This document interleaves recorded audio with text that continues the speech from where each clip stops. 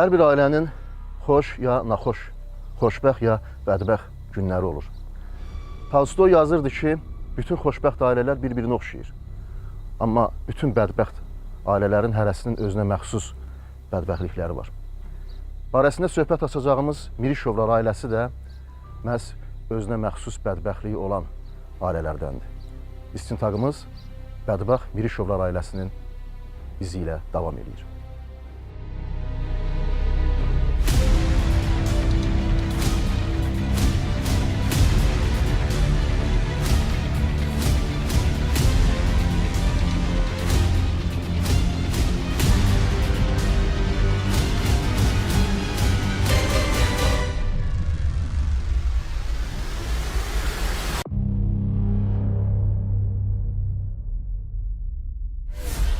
Zeynəb, əzizim, burada Gəncə türməsində fikrim ancaq sənin yanındadır.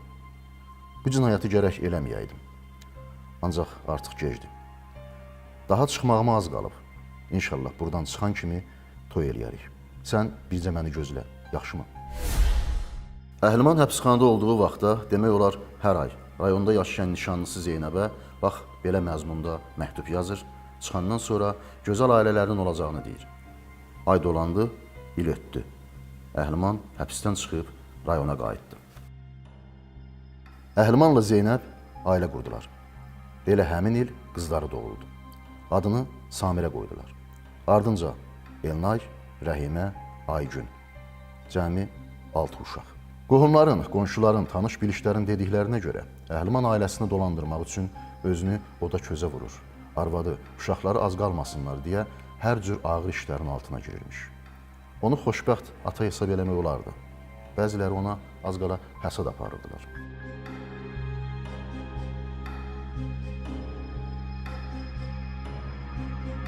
...1993-cü il Qarabağda ağır döyüşlər gedir. Sir deyil ki, Azərbaycanda elə bir ailə yox idi ki, bu döyüşlərə qatılmasın. Mirişovlar ailəsi də istisna deyildi. Mirişov Elnay Qarabağa döyüşə getmişdi.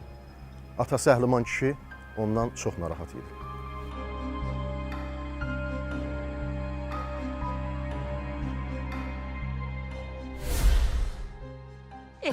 Çalış, nəsə eləyəsən.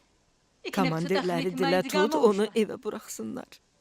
Həkimlərə yalvar, yaxar elə. De ki, uşağı 2 dəfə yaralayıblar, daha bəsdir. Onun nə canı var axı, qoy evə gəlsin. Eşidirsən, gələndə oğlumu da gətir. Qoderzisiz evə qayıtma, mən deyənləri eləyərsən. Hə, eynən Çxeyidzinin məşhur Əskər atası filmində olduğu kimi. Elə bizim istintaqın ilk aparıcısı Orxan Fikrətoğlu'nun senarisi əsasında Ramiz Əzizbəylinin rejissoru olduğu Yalan filmində də ata Qarabağda döyüşən oğlu ilə görüşmək, sovqat vermək üçün onun arxasınca gedir. Yiyin uşaqlar, yiyin. Nuş olsun. Vasifin anası pişir. 2 gündür kəşfiyyatdadır. İndilərdə gəlib çıxar. Deyirəm, ayar var. Əskərlikdə uşaqlara hər şey verirlər. Yox, ana ki, ana. Bir gün Əhlimanın da oğlu ilə görüşmək üçün Qarabağa getdiyi deyilir. Aradan bir müddət keçir, oğlu ilə görüşməyə gedən Əhlimandan xəbər çıxmır. Yoldaşı Zeynəb soruşanlara deyir ki, o gedən gedib, bir xəbər yoxdur. Hamı düşünür ki, yəqin əskər atası Əhliman da eynən gürcü əskər atası kimi oğlunu axtara-axtara özü də döyüşlərə girib.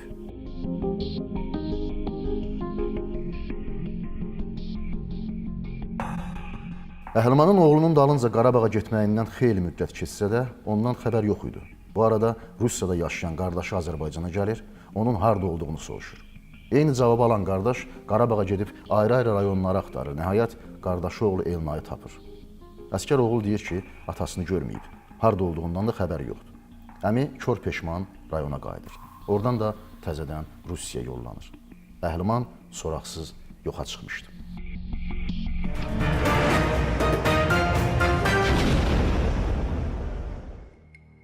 Əhlimanın yoxa çıxmağından bir neçə il ötmüşdü. Ailə başçısının Rusiyada yaşayan qardaşı yenə rayona gəlir və qardaşından hələ də xəbər olmadığını bilib, ərizə ilə prokurorluğa müraciət edir. Adətən itkin düşmüşlər barədə prokurorluğa ərizə daxil olarkən, ərizə polis şöbəsinə göndərilir. Orada təhqiqat aparılaraq itkin düşən barədə axtarış işi aparılır. Hələ 70-ci illərin əvvəllərində SSR Baş Prokuroru və SSR Daxili İşlər Nazirinin birgə bir tövsiyə məktubu var idi. Əmr yox, tövsiyə məktubu var idi ki, belə hallarda itkin düşmədə cinayət işi başlanılsın. Lakin sonradan bu Qarbaçovun belə deyək, hüquq mühafizə işini zəiflətmək qərarlarından, məlum qərarından sonra yenə həmin ünvandan göstəriş məktubu gəldi ki, bu cür ərizələr, müraciətlər, belə faktlar göndərilirdi daxili işlər orqanlarına, axtarış işi açılması üçün. Ancaq prokuror belə eləmir. Ərizənin yoxlanmasını müavininə tapşırır. Əsgərov Adil İskəndəroğlu Ağcabədi rayonunda anadan olub. Bakı Dövlət Universitetinin hüquq fakültəsini bitirib. Sankt-Peterburq Universitetində hüquq fakültəsində təkmilləşdirmə kursunu keçib. Uzun illər Respublikanın bir çox rayonlarında prokuror işləyib. Sonralar Respublika prokurorluğunda çalışıb. Hazırda təqaüddədir. Beləliklə, rayon prokuroru Adil Əsgərov Əhlimanın qardaşından daxil olan ərizənin yoxlanmasını müavininə tapşırır və prosesi tam şəkildə öz nəzarətinə götürür.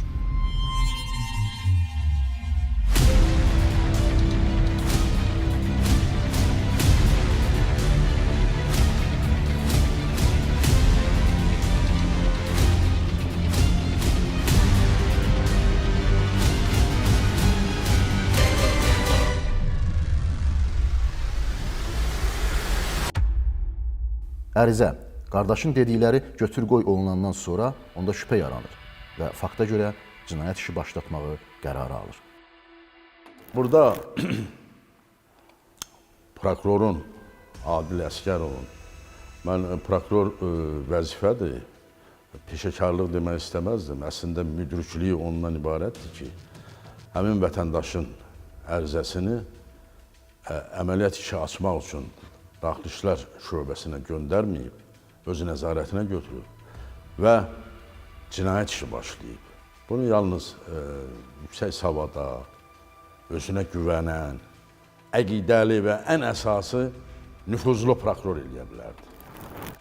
Bundan sonra təcrübəli prokuror ilkin təhqiqat nəticəsinə əsaslanaraq Cinayət Məcəlləsinin 95-ci maddəsi ilə cinayət işinin başlamasını və istintaqın aparılmasını bacarıqlı müstəntiq Nəsrullah Mirzəyevə həvalə edir. 5 il əvvəl itkin düşmüş Əhlimanın arvadı və qızları istintaqa dəvət edilir, sorğu-sual başlayır. Bundan sonra 5 il əvvəl bu ailədə hansı hadisələrin baş verdiyi hamını şoka salır. Nələr baş verdiyini bizim də bilməyimiz üçün gərək 5 il əvvələ qayıdaq. Dediyimiz kimi, Əhliman həbsxanadan çıxır və sevdiyi qızla Zeynəblə ailə qurur. Bu nikahdan övladları dünyaya gəlir. Kənardan normal ailə təəssüratı bağışlayan Milişovlarda sən demə heç də hər şey normal məzrada deyilmiş. Əhliman əvvəllər də içki içən idi. Ancaq istintaq zamanı məlum olur ki, 1992-93-cü illərdən sonra elə bil nəyinsə xiffətini çəkir. Ümumiyyətlə, içkidən ayrılmırmış. Səbəbi çox axtarmağa ehtiyac qalmır. Məsələ ailə məsələsiymiş. İstintaq materiallarından məlum olur ki, Əhlimanın dərdi çəkiləsi dərdi olmayıb. Əvvəlcə şübhələnib, sonradan isə tam əmin olub ki, arvadı Zeynəb və qızı Samirə düzgün həyat tərzi keçirmirlər. Kişilərdə ovçu psixologiyası olur. Kişilər istər-istəməz, istənilən bir halda zəif xarakterli də olsa, digər bir hal olsa da belə kişilik qüruru bəzən insanların özünə yönələ bilir. Hətta özünü intihar edə bilər. Həmin o adamın spirit içkilərlə aludəçisi olmağı özünü intihar kimi bir şeydir. Yəni özünün şəxsiyyətini itmiş hesab edir və özünü aludə edir spiritə. İstintaq materialından Milişovlar ailəsində baş verənlərlə bağlı şahid ifadələrinə diqqət eləyək. Qonşu Gülsüm Məmmədova deyir. Bir dəfə Əhlimanın böyük qızı Samirə gecə evə gec gəlmişdi. Kişi şəhəri, yaxın kəndləri bir-birinə vurdu. Qızı tapmadı. Axırda çarəsi kəsildi, gözləmək qərarına gəldi. Başqa əlindən nə gəlirdi axı? Heç kimə heç nə deyə bilmirdi. Qızına inanmayan hansı ata bu dərdini kiməsə deyər. Samirə evə bir neçə gündən sonra qayıtdı. Atasının söyüşlərinə məhəl qoymurdu. Dərd ondaydı ki, Zeynəb də qızına havadarlıq eləyirdi. Əcəb eləyib deyib Əhlimanı alçaldırdı. Əhliman qışqırır, arvadını, qızını vurur. Axırda nailac qalıb yenə içki içirdi. Və həmin bu ailə münaqişələrində əgər sosial normalara tabe olmama yaranırsa, yüngül həyat tərzi seçmək, deyək ki, məhrumiyyət içərisində yaşamış bir adam orada biz izləsək görəcəyik ki, ailə başçısı övladlarını çətinliklə dolandırırdı. Yəni o qeyd olunduğu kimi, hətta göstərildiyi kimi dişi ilə dırnağının çörək qazanaraq dolanırdı. Amma bəzən övladlar içərisində həmişə əxlaq normalarına uymayan övladlar olur. Onlar yüngül yaşamaq üçün, yüngül həyat tərzi seçmək üçün, daha çox qazanmaq üçün meyllənə bilirlər. Əgər bu halda meyllənir ki, ailə başçılarından biri onlara dəstək olur. Düzdürmü? Atanı susturub ki, sən kimsən? Məlum olur ki, ailə bədbəxt ailəymiş. Pozğunluğa sürüklənən qız, məsuliyyətsiz və tamahkar ana, ailəni dağıtmaq istəməyən, ancaq onu doğru yola da qaytarmağa gücü, cəsarəti çatmayan, iradəsiz, üstəlik araq düşkünü olan ata. Digər uşaqlar onlara baxıb nümunə götürürdülər. Deməli, burada yaşamaq əsl cəhənnəm əzabıymış. İnsanın xarakterinin zəifliyi, insanın kişi olaraq, ailə başçısı olaraq kəsərinin az olması, qadının dominantlıq olması bir çox hallar ailə münaqişələri yaradır. Qonşu Gülsüm Məmmədova deyir. Əhliman ailəsinin sirrini qardaşına, bacısına açırdı. Amma çox şeyi gizlədirdi. Özünün qardaşı arvadına dediyi kimi binamusluğu götürə bilmirdi. Ailəsindən ayrılmağa, kiçik uşaqların başsız qoymağa da cürəti çatmırdı. 1-2 ay yaşı çıxmaq şərti ilə heç kəslə dostluq eləməzdi. Nə qonaq gedirdi, nə də evə adam çağırırdı. Amma ailənin dırnaqarası dostları, dırnaqarası sirdaşları var idi. Onlar da Əhlimanla yox, Zeynəb və qızları ilə yaxınlıq eləyirdilər.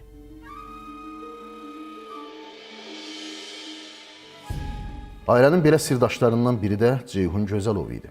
Ceyhun 1993-cü ilin avqustunda rəsmi qaydada nikah bağlamış, toyu 4 ay yarımdan sonra 1994-cü ilin yanvarında olmuşdu. Ancaq toy gecəsi bəy gözlənilmədən yoxa çıxır. Qohumları soraqlaşıb gedib Ceyhunu tapmışdılar. Bilirsiniz harda? Təəccüblənməyin. Zeynəbin evində, Samirənin yanında. Rusiyaya getmiş Əhlimanın rayonda olmadığından istifadə edən Zeynəb və Samirə Ceyhunu öz evlərinə gətiriblərmiş. Ceyhun həmin gün evinə qayıtsa da Samirədən ayrılmamışdı. Zeynəb də lazım olanda məsləhətlərini ondan alırmış. Ailənin, daha doğrusu Zeynəbin və qızlarının ikinci yaxın adamı Tahir Babayev adlı yeniyetmə idi. Tahir Mirişovların ikinci qızı Rəhiməni sevdiyini ona bildirmişdi. Bundan xəbər tutan Zeynəb nəyin bahasına olursa olsun qızını ona verməyə çalışırmış. Onu harda axtarsan onların evində taparmışlar. Tahirin ailəsi onu nə qədər bu yoldan çəkindirməyə çalışsalar da bir nəticəsi olmur. Artıq yeniyetmə Tahir də Zeynəbin toruna düşübmüş.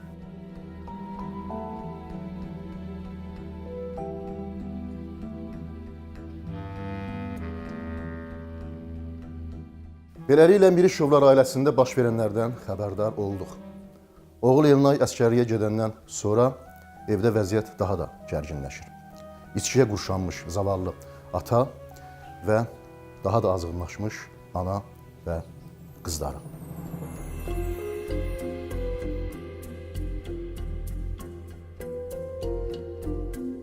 Bu qalmaqallardan yaxa qurtarmaq, öz aləmində rahat yaşamaq və öz təbiri ilə desək, gün görmək istəyən Zeynəbin ağlına müthiş bir fikir gəlir. Əhlimanı öldürmək. Mövcud hadisə ilə bağlı müəyyən detalları təhlil eləməmişdən qabaq, burada qətlin və cinayətin psixologiyası var. Ümumilikdə götürəndə bütün qanun pozuntuları cinayətdir, lakin qətl deyil. Cinayətdə də, qətldə də ehtiyatsızlıqdan da törənə bilər. Lakin qətldə cinayətdən fərqli olaraq niyyətli məqsəd, planlı məqsəd güdür və digər detallardan ən öndə gedən və insanların fikir vermədikləri mane olma var. Kimsə mənə mane olur, niyyətimə, məqsədimə, yaşayışıma. Həmin halda dərhal qətlə yönəlir. Zeynəb birinci yalancı kürəkən Ceyhunla məsləhətləşir. Ceyhun razılaşır. Bəs qətli kim yerinə yetirməli idi? Bu haqda da çox düşünmək lazım gəlmir. Planın icrası üçün qızı Rəhimənin dərdindən dəli olan, beyni qan, yeniyetmə Tahirdən başqa adam yox idi. Zeynəb çəkinmədən Tahirlə danışır. Bəlkədən boşdan çıxmamış bu yeniyetmənin onun sözünü əməl edəcəyinə əmin idi. Belə də olur. Tahir razılaşır. Təxminən bir aydan sonra Samirənin əlindən necə deyərlər, dırnaq arası yeni xəta çıxır. Evdə gecələmir. Yenə eyni şeylər təkrarlanır. Əhliman qışqırır, qızını, arvadını söyür, döyür. Onlar da ona cavab qaytarırlar. Sərxoş ata otağa keçir və yatır. Biraz keçmiş Tahir dostları ilə yeyib içdikdən sonra sərxoş halda onlara gəlir. Zeynəbin və Samirənin əlinə Həyatına qəsd etmək, onu planlaşdıraraq ölümünə səbəb olmaq. Və orada qeyd olunur ki, göstərilir ki, ailə başçısı içkili vəziyyətdə evdə uzanmış bir halda bunu növbəti qızın, digər bir qızın sevgilisi vasitəsilə öldürmək. Əslində içkili bir halda olan insanları çox fiziki cəhətdən zəif insanlar da qətlə yetirə bilər. Amma həmin o xanım digər bir insanla, qızın sevgilisini öldürməyi, digər bir insanı özünə şərik edərək onu dili gödə yetmək niyyəti durur. Düzdür, onlar onu izah etməsələr də belə. Belə hallar özlərini havadar axtarırlar. Yəni o bunun yanında dili gödək olsun. Əhliman bir gün qabaq ova çıxıb bir neçə çöl quşu vurmuşdu. Qətl hadisəsindən sonra Zeynəb, qızı Samirə, bir də Tahir ev sahibinin şikarlarından kebab çəkirlər. Səhərə qədər oturub yeyib içirlər. Hətta Əhlimanın sevdiyi bir mahnını da magnitofonda səsləndirib rəqs eləyirlər.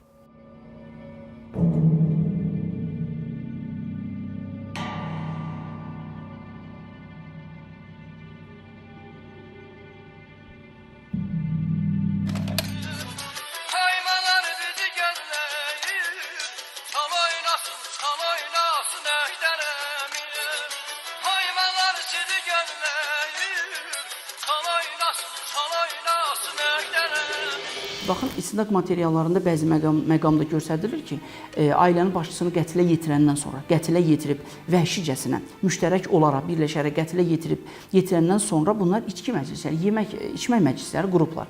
Əslində bu sevinmək deyil. Yəni biz maneədən qurtulduq deyə deyil.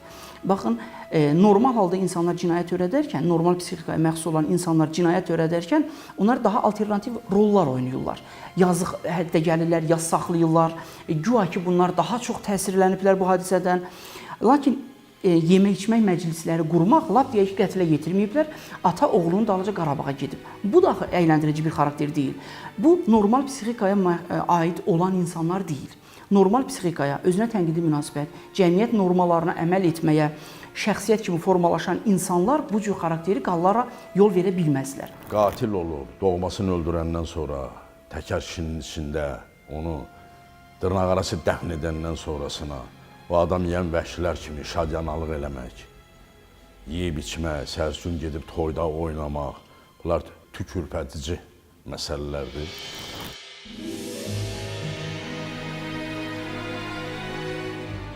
Səhər Ceyhun onlara gələndə Tahirlə Zeynəbi pilləkəndəki qan ləkələrini təmizləyən görür və hər şeyi başa düşür.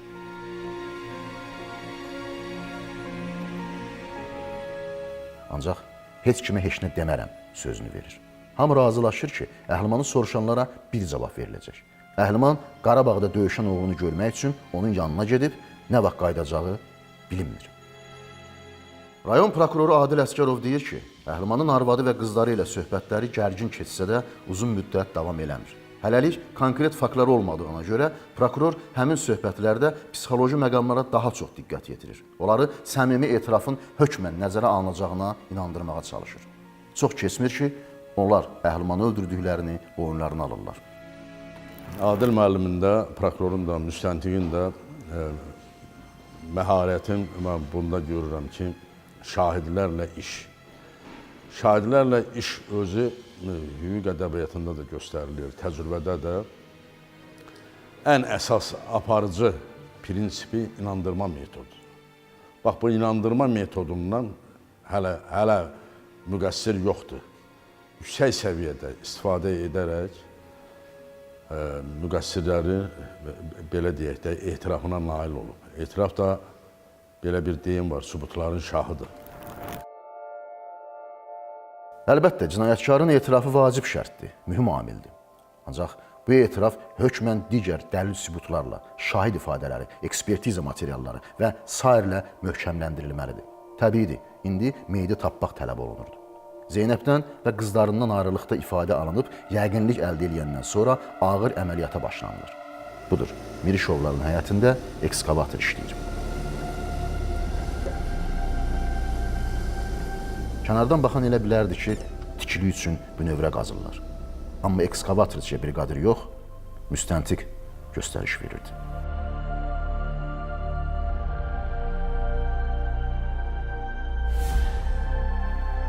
Xəndəkdən iri traktor şini çıxarıldı. Şinin içərisində insan skeleti var idi.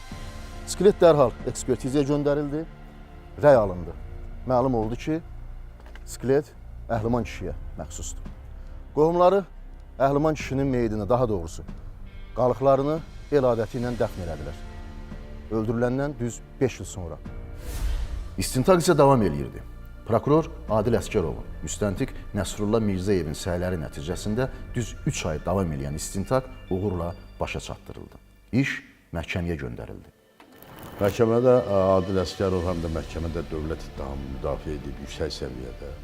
O vaxtı bu işlə əlaqədar Respublika prokurorluğunda bir icmal məktubu da səhv etmirəmsə gəlmişdi. Bir nümunəvi iş kimi.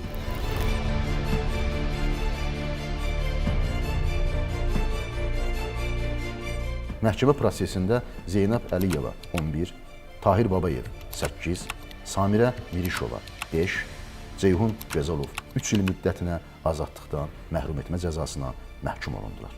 Mən Quran-ı Kərimin 114 surəsinin 113-ü bağışlayan və mehriban Allahın adı ilə başlayır. Yəni Allah bağışlayandır, Allah o qədər böyükdür ki, bağışlar, hər şeyi bağışlayır. Amma mənə belə gəlir ki, belə əməllər buna zina deyirlər, Allahın mərhəmət kitabında, mərhəmət vərəqində yoxdur. Diqqət etmişsinizsə, istintaqımızın əksər bölümlərində biz cinayətkarların, hətta elə olur ki, qatillərin adlarını dəyişdiririk. Bu dəfəki istintaqımız da istisna deyil. Bu işimizdə də hüquq mühafizə orqanlarında çalışanlardan başqa hamının adı, soyadı dəyişdirilib. Bunu ona görə eləyirik ki, məqsədimiz kimlərisə qınaq obyektinə çevirmək deyil. Biz istəyirik, baş verənlər bir də təkrarlanmasın. Ona görə də istintaqımız davam edir.